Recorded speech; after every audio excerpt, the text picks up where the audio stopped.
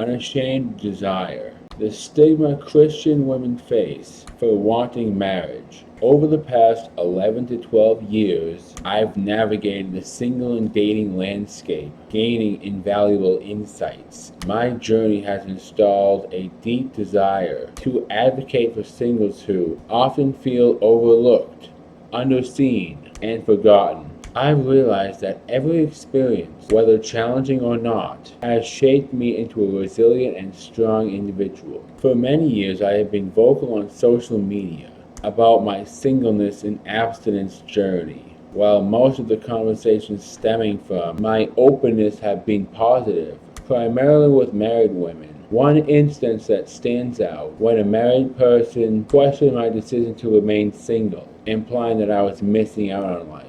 Marriage is often viewed as the ultimate prize for a woman, with the status of being married seen as the highest title one can achieve. This perspective has led to many conversations with married women that felt demeaning and undermining. It felt like these women said, I have completed a certain level of success, and I must now share with you what you need to do the same, without verbalizing that.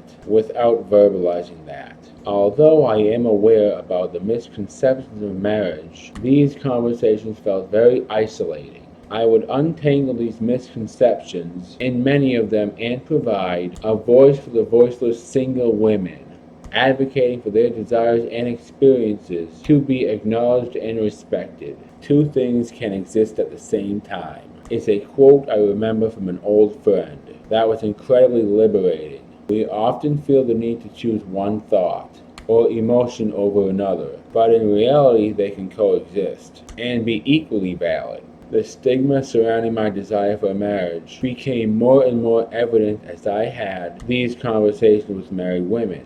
Some conversations were prompted by me vulnerably expressing my desire for marriage. I was often met with some variation of the following. You should be focusing on you. Marriage takes a lot of work. Marriage is not what it seems. You think it is. Enjoy your time now as a single woman. I often left feeling that I was ignorant of marriage and its complexities. I didn't know what I was desiring, and that I should submit my desires to their truths. The truth was, I could be both fully aware of the complexities of marriage and still have a desire and understanding, Understanding and empathy are crucial in these conversations, allowing for a more compassionate and respectful exchange of perspectives. Parallel to this was the stigma that there was something inherently wrong with my desire for marriage. This dual stigma not only invalidated my feelings, but also perpetuated the idea that wanting marriage was somehow flawed or misguided. By addressing these misconceptions, I want to create a space where singles feel empowered to embrace their desires without judgment. There is a pressing need for education on how married people speak to single women. Singleness, especially over 30, is a very vulnerable space to be in when you desire marriage but haven't been wed yet. Beyond addressing the truth that being unmarried does not make us any less of a woman or less desirable, we need to emphasize the importance of creating safe spaces for married and single women to converse openly and respectfully. These conversations can foster a sense of unity and inclusivity, bridging the gap between the experience of single and married women. You see, that's another thing that's wrong with women too. Not only do they vote for stupid things, married women will tell other non-married women to stay non-married. They'll tell you how much work it is and tell you it's not what you think it is. Marriage and children should be for everybody. Well, everybody who can have them.